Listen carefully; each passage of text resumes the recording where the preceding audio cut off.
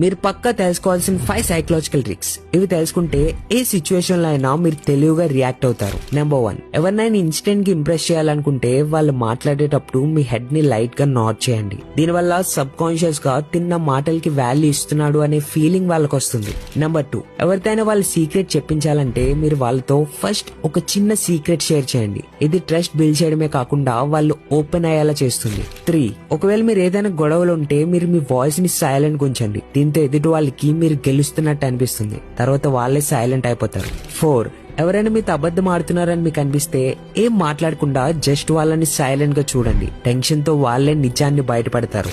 5, ఎవరైనా మీకు ఎస్ చెప్పేలా చేయాలనుకుంటే ముందు వాళ్ళు మీకు స్మాల్ ఎస్ చెప్పేలా చేయండి. ఎగ్జాంపుల్, నీకు కూడా బిర్యానీ అంటే ఇష్టమా? వీకెండ్ ఎలా అంటే అలా వచ్చిపోతుంది కదా, ఈ రోజు నైట్ డేట్ కి వెళ్దామా?